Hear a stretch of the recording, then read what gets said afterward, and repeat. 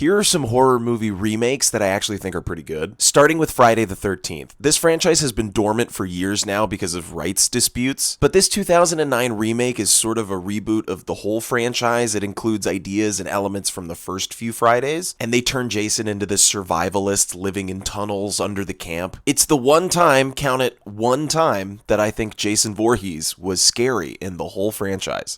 Scary? Yes, sometimes. Suspiria. I talked about this recently. The Dario Argento movie is one of my favorites of all time, and I wasn't expecting to like the remake. And Luca Guadagnino delivered something that I think actually expands on the original movie, and hopefully will encourage more people to go back and watch it. Oh my gosh, how could I forget the monstrosity that absolutely ruined Freddy Krueger? We don't talk about the Nightmare on Elm Street remake in this house. Evil Dead was sort of a remake, sort of a reboot, a little bit of a sequel, but I think it's enough of a remake to count, and you shouldn't need me to tell you that this movie rocks. It's a frightening, bloody mess, and it ushered us into the new era of Evil Dead, which is just a little more hardcore, just a little more scary. The Hellraiser remake, which is actually pretty recent, I wasn't expecting to love. The internet lost its mind because Pinhead is a girl. Not sure why you need your interdimensional torture demons to be masculine, but okay. I just didn't have much faith going into this do-over, and I'm happy to report that I was wrong. It's a total gore fest, but it gets at the core of Clive Barker's work. I really like the first chapter of the It remake, but just the first half. I think chapter 2 is a big,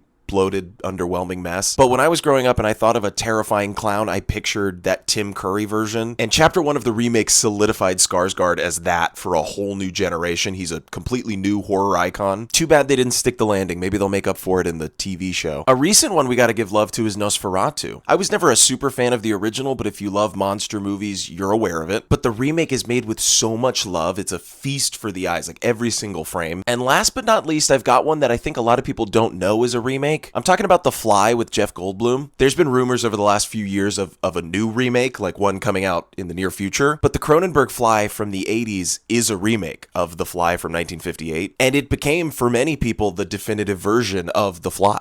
Remake it. Knock yourselves out.